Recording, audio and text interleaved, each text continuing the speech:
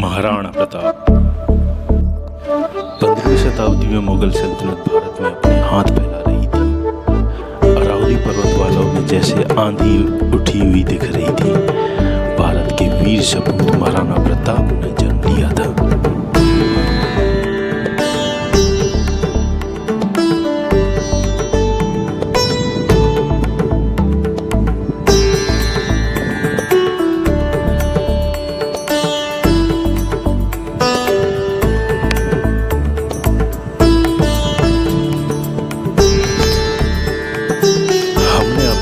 जारी किया हुआ है पालनपुर से माउंट आबू होते हुए कुंभलगढ़ फोर्ट की।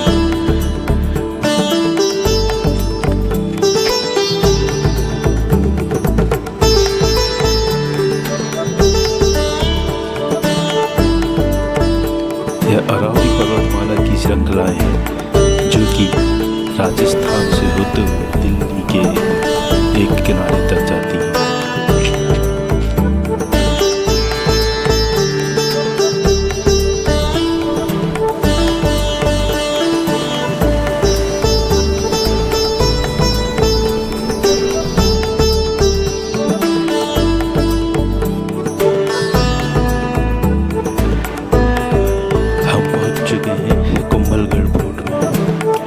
कुंभलगढ़ फोर्ट महाराणा प्रताप की जन्म स्थली होने के अतिरिक्त वर्ल्ड हेरिटेज साइट भी है।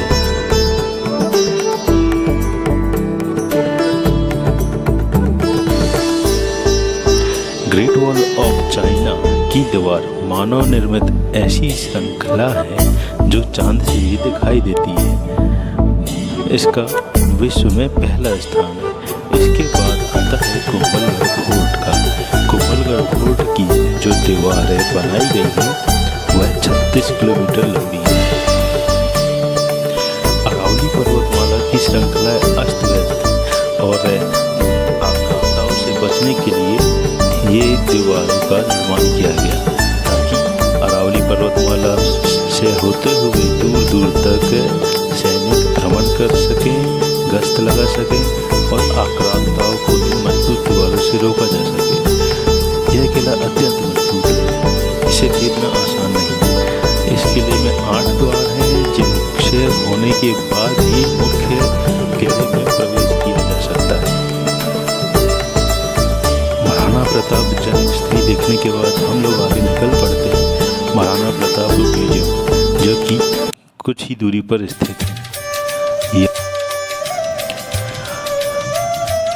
म्यूजियम में चित्तौड़, मेवाड़ और राजपूताना का इतिहास एवं महाराणा प्रताप के बालपन से लेकर उनके संघर्षों को बड़े ही सुंदर तरीके से दिखाया गया है।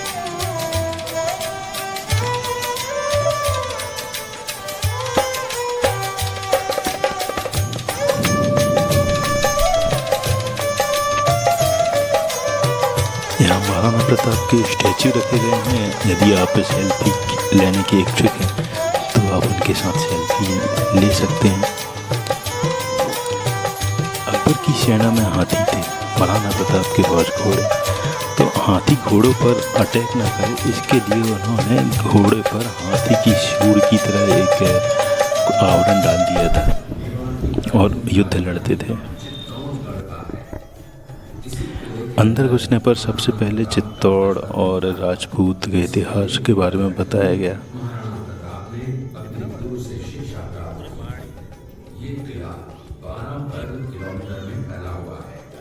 इस किले पर जब भी विदेशी यात्राकाओं ने आक्रमण किया और उस आक्रमण में कोई भी राजा सैनिक वीर गति को प्राप्त कर लेते तो उनकी पत्नियां वीरांगनाएं अपने सतीत्व की रक्षा करने के लिए जलती हुई अग्नि में कूद प्राणों को त्याग देती थी, जिसे हम जौहर कहते हैं।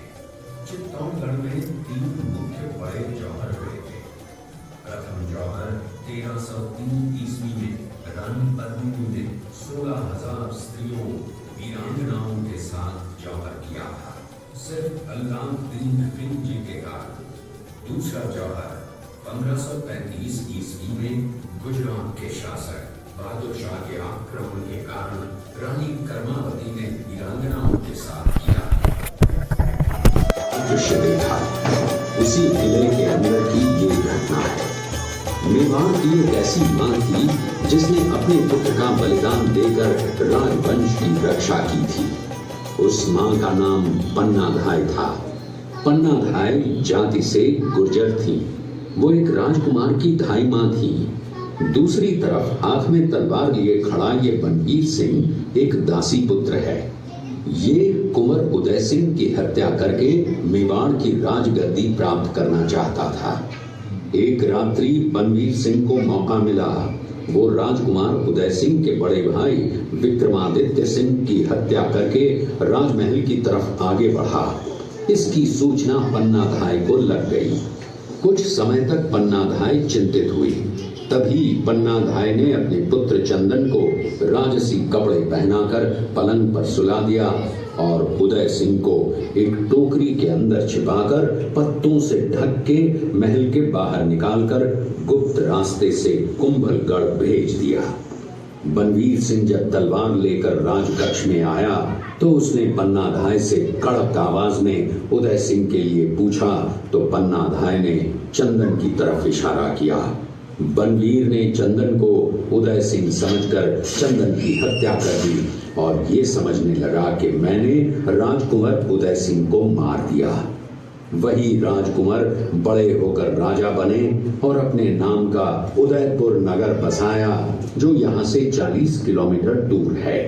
और उन्हीं के पुत्र महाराणा प्रताप हुए जिन्होंने हल्दी घाटी का युद्ध लड़ा और आज हम लोग उनका इतिहास यहाँ पर देख रहे हैं। महाराणा प्रताप की वीरता को दर्शाती है। एक समय नरभक्षी बाघ का आतंक आया। महाराणा प्रताप ने उस बाघ का शिकार कर उस बाघ को मार डाला। ये घटना महाराणा प्रताप की वीरता की प्रतीक है। किसी बाघ के पात्र में भोजन करूंगा, तो किसी लकड़ी के बिछौने पर सोऊंगा। तेरी भोजन के पात्र होंगे, सभी बीत जाएंगे। इस प्रतिज्ञा का पालन उन्होंने 21 वर्षों तक जंगलों में रहकर किया। इस दृश्य में देखिए महाराणा प्रताप वृक्ष के नीचे बैठकर पत्तों पर खाना खाते हुए। इसी कारण हम आज भी महाराणा प्रताप को श्रद्धा व सम्मान से याद करते हुए देशभक्ति की प्रेरणा प्राप्त करते हैं। और कहा, जहाँ से इस नारी को बंदी बनाकर लाए हो, उसे पुनः ससम्मान वापस कराओ। महाराणा प्रताप ने कहा, हमें नारी से कोई दुश्मनी नहीं है। हमें तो देश विद्रोहियों से दुश्मनी है जिन्होंने चारों तरफ आतंक फैलाया है। महाराणा प्रताप के आदेश का पालन करते हुए कुंवर अमर सिंह ने उस मुगल नारी को ससम्मान शाम तक पहुंचाया। इस प्रकार महाराणा प्रताप ने अपने क्षत्रिय राजपूत धर्म का पालन किया और पराई स्त्रियों को मां, बेटी और बहन का दर्जा दिया। ये है महाराणा प्रताप का चरित्र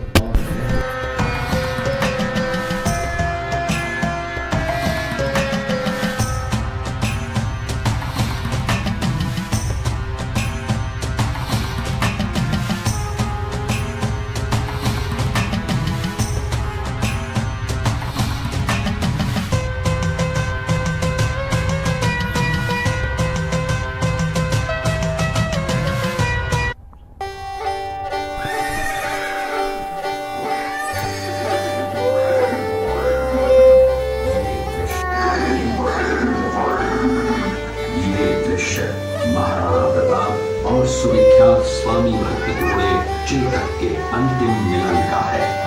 हल्दी घाटी युद्ध के बाद चेतक घोड़े ने 22 फीट के एक बरसाती नाले को पार किया। ये उसी समय का दृश्य है। पास में खड़े महाराणा प्रताप के छोटे भाई शक्ति सिंह हैं, जो पहले मुगल सेना में थे। बाद में वो महाराणा प्रताप की तरफ आए, माफी मांगी और अपना घोड़ा महाराणा प्रताप को दिया। ये देखते हुए जानवर और मानव के बीच प्रेम का यह संबंध कैसे अच्छा उदाहरण और क्या हो सकता है कि चेतक की स्वामी भक्ति को आज भी एक सम्मान दिया जाता है।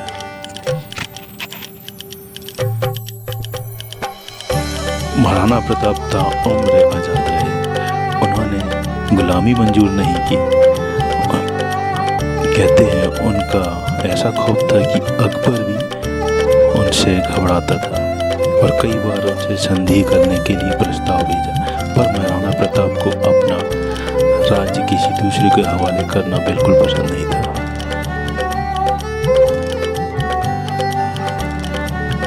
कुंभलगढ़ की ये विशाल दीवारें उस राजपूती आन बान शान की गवाह हैं जिसे बुलंद करने के लिए महाराणा ने अपना सर्वस्व न्यौछावर कर दिया। उन्हें जंगल में घास की रोटी खाना मंजूर था, पर गुलामी नहीं। अंत में म्यूजियम में प्रदर्शित एनिमेशन मूवी से महाराणा प्रताप के जीवन से संबंधित बहुत सी पहलुओं को आप जान सकते हैं। विक्रम संवत 1597 में अर्थात 9 मई 1540 को बाल्यकाल चित्तौड़गढ़ में गुजरा। सन 1567 में अकबर ने जब चित्तौड़गढ़ पर आक्रमण किया तो मेवाड़ के प्रमुख सरदारों और सेना नायकों के आग्रह पर महाराणा उदय सिंह ने चित्तौड़गढ़ छोड़ दिया। अपने देश, कुल, गौरव और मातृभूमि की मर्यादा के लिए प्राण न्यौछावर करने वाले योद्धाओं और लड़नाओं से प्रताप ने न केवल सीख ली, बल्कि ये घटना उनके जीवन का आधार बन गई। फरवरी 1572 को महाराणा उदय सिंह का देहांत हुआ। प्रताप की ज्येष्ठता और योग्यता को ध्यान में रखते हुए सरदारों ने उनको राजगद्दी पर आसीन किया। होली के दिन उनका गोविंदा में राज तिलक हुआ। उस समय तक लगभग सभी राजाओं ने अकबर की अपील का स्वीकार कर ली थी। एकमात्र महाराणा प्रताप ने अपना मस्तक अकबर के आगे नहीं झुकाया। प्रताप मुगलों से लोहा लेने की तैयारी में जी जान से जुट गए। 18 जून 1576 की सुबह हल्दी घाटी और खमनोर के मध्य एक मैदान में ऐतिहासिक युद्ध हुआ। महाराणा प्रताप की सेना गोगुंदा से हल्दी घाटी पहुंची, जबकि सेनापति मानसिंह के नेतृत्व में मुगल सेना ने हल्दी घाटी के ठीक नीचे मैदान में अपना मोर्चा जमाया। मुगल सेना के हराबल दस्ते द्वारा घाटी में घुसपैठ करने के प्रयास की प्रतिक्रिया स्वरूप महाराणा प्रताप की सेना मुगलों पर टूट पड़ी। प्रताप के हराबल सैन्य दलों का नेतृत्व पठान हाकिम हासूर कर रहे थे। हीरू राणा, जो राणा पूंजा के नाम से भी जाने जाते हैं, उनके नेतृत्व में भील आदिवासियों में गोरिल्ला पद्धति से युद्ध करते हुए मुगलों के छक्के छुड़ा दिए। देखते ही देखते शाही सेना में खलबली मच गई। रक्त तलाई घोड़ों की टापों, हाथियों की चंगारों और तलवारों की झंकारों से गूंज उठी। चारों तरफ हाहाकार मच गया। युद्ध का घटनाक्रम अचानक उस समय बदल गया जब प्रताप ने अपने घोड़े चेतक को एड़ लगाकर मानसिंह के हाथी पर चढ़ा दिया और उस पर भाले से भरपूर वार किया। मानसिंह हौदे में दुबक गया। हाथी से उतरते समय चेतक की एक टांग कट गई। इस स्थिति को भांपकर महाराणा प्रताप के हमशक्ल सेनापति झालामान ने महाराणा प्रताप से आज्ञा लेकर उनका राजमुकुट धारण किया। मुगल सेना झालामान को महाराणा प्रताप समझकर उन पर टूट पड़ी और झालामान शहीद हो गए। उधर चेतक ने अपने स्वामी को 5 किलोमीटर तक 3 टांगों पर भी लेकर एक बरसाती नाले को पार किया।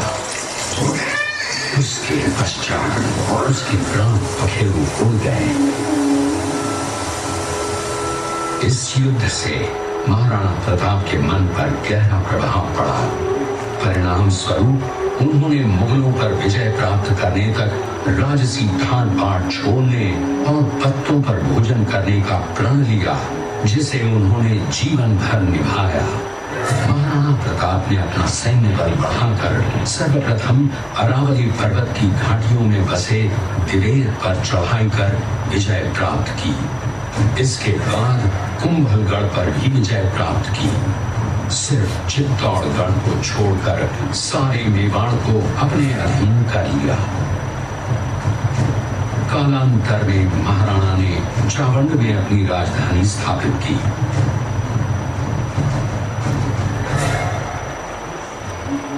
20 जनवरी 1597 को राणा प्रताप ने मात्र 57 वर्ष की आयु में इस संसार से प्रयाण किया।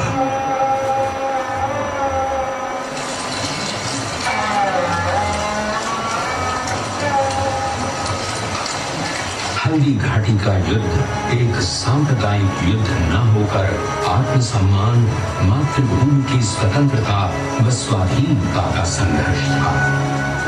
इसका प्रमाण ये है कि जहां पर अकबर की सेना के सेनापति जयपुर के राजा मानसिंह थे, वहीं पर महाराणा प्रताप की सेना के सेनापति काबुल के हाकिम खासूर थे। महाराणा प्रताप स्वतंत्रता की वेदी पर एक ऐसा अंगार